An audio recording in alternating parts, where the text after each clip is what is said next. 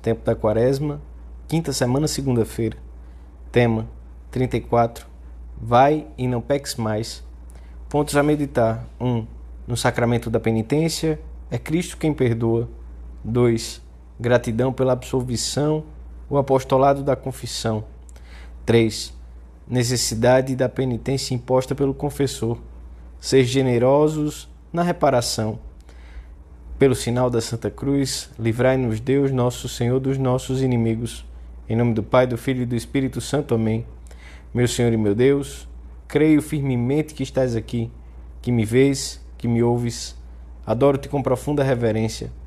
Peço-te perdão dos meus pecados e graça para fazer com fruto este tempo de oração. Minha Mãe Imaculada, São José, meu Pai, Senhor, meu anjo da guarda, intercedei por mim.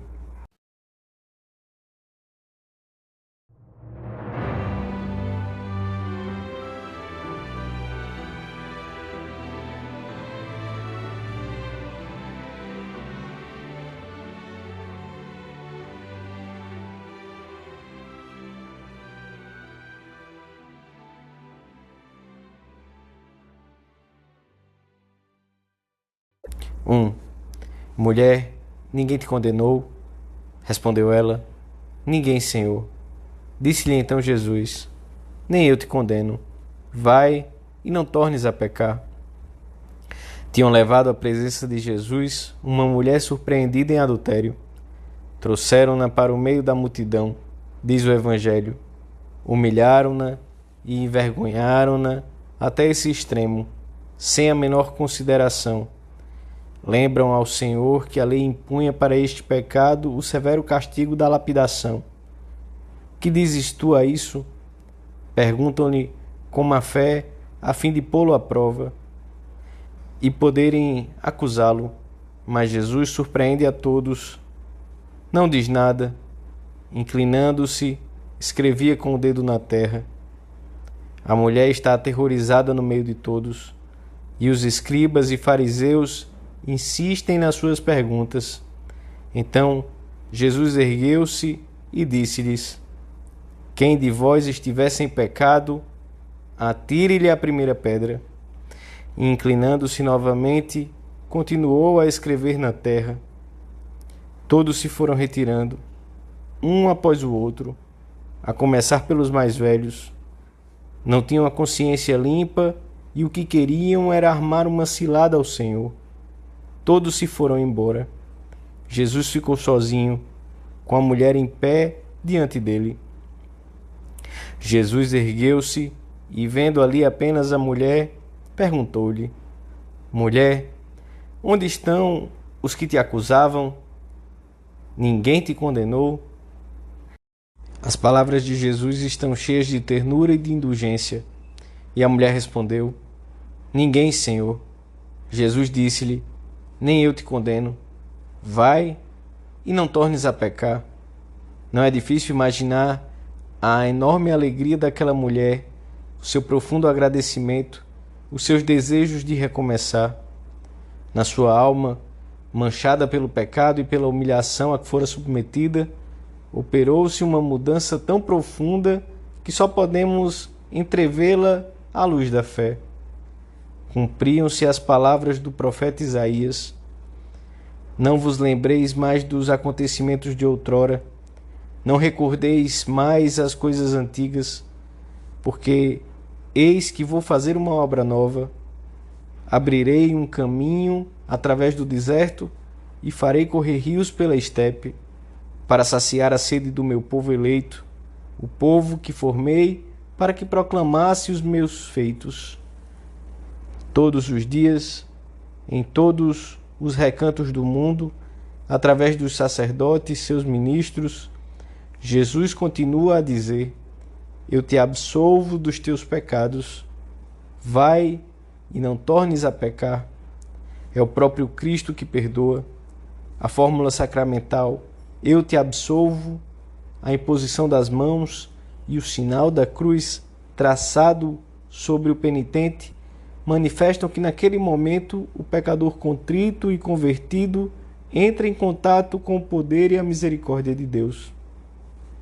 É o momento em que, em resposta ao penitente, a Santíssima Trindade se torna presente para apagar-lhe o pecado e restituir-lhe a inocência. O momento em que a força salvífica da paixão, morte e ressurreição de Jesus Cristo é comunicada ao penitente. Deus é sempre o principal ofendido pelo pecado. Só contra vós pequei, e só Deus pode perdoar.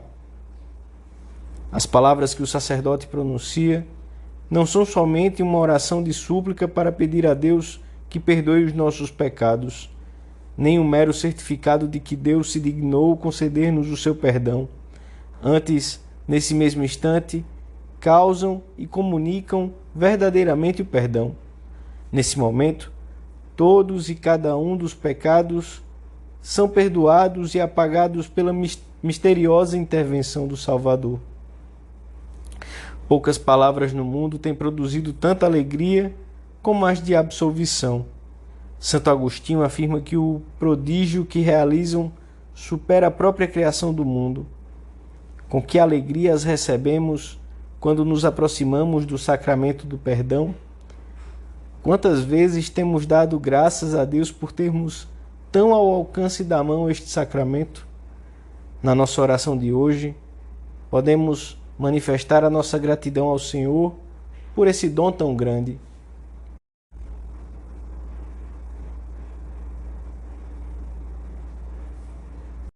Dois.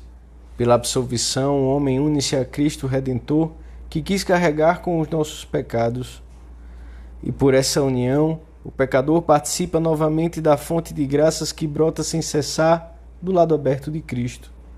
No momento em que recebemos a absolvição, devemos intensificar a dor pelos nossos pecados, dizendo talvez algumas das orações previstas no ritual, como estas palavras de São Pedro: Senhor, Tu sabes tudo, Tu sabes que eu te amo.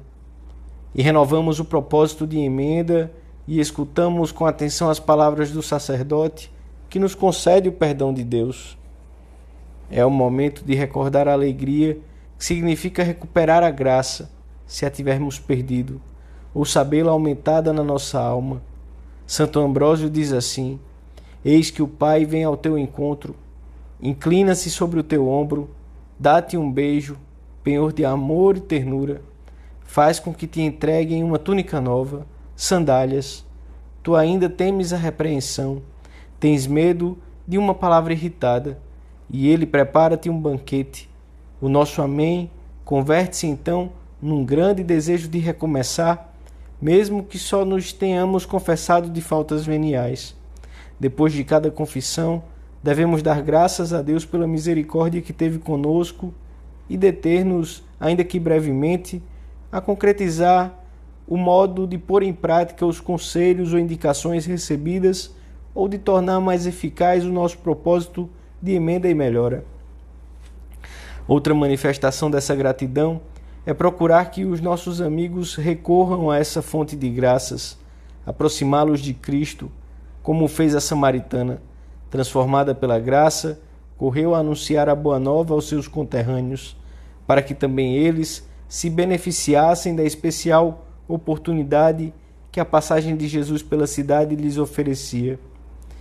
Dificilmente descobriremos uma obra de caridade tão valiosa como a de anunciar àqueles que estão cobertos de lama e sem forças a fonte de salvação que encontramos e em que somos purificados e reconciliados com Deus.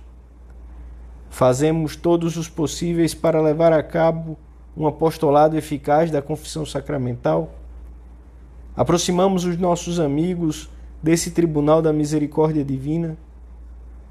Começamos nós mesmos por não adiar esse encontro com a misericórdia de Deus.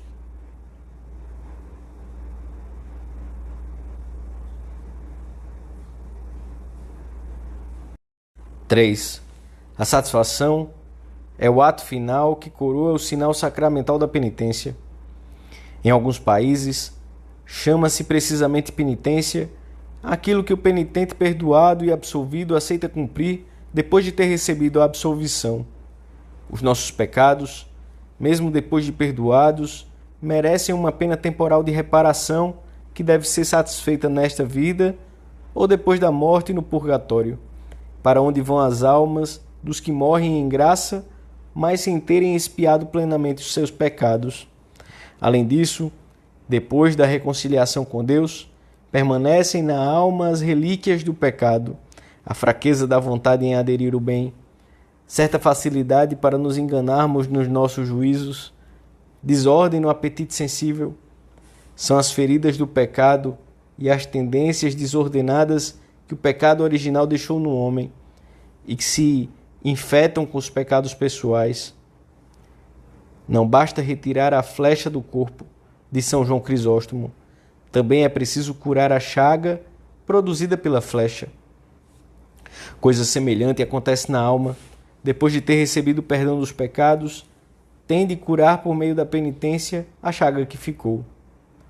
Depois de recebida a absolvição, ensina João Paulo II, permanece no cristão uma zona de sombra devido às feridas do pecado, à imperfeição do amor no arrependimento, ao enfraquecimento das faculdades espirituais que continuam a manter ativo um foco infeccioso de pecado que é preciso combater sempre com a mortificação e a penitência. Tal é o significado da humilde, mas sincera satisfação. Por todos estes motivos, devemos cumprir com muito amor e humildade a penitência que o sacerdote nos impõe antes de dar a absolvição. Costuma ser fácil, e se amamos de verdade o Senhor, perceberemos como é grande a desproporção entre ela e os nossos pecados. É mais um motivo para aumentarmos o nosso espírito de penitência neste tempo da Quaresma, em que a Igreja nos convida especialmente a fazê-lo. E invoca o coração de Santa Maria com ânimo e decisão de te unires à sua dor, em reparação pelos teus pecados e pelos de todos os homens de todos os tempos, e pede-lhe para cada alma que essa sua dor aumente em nós a aversão ao pecado e que saibamos amar como expiação as contrariedades físicas ou morais de cada jornada.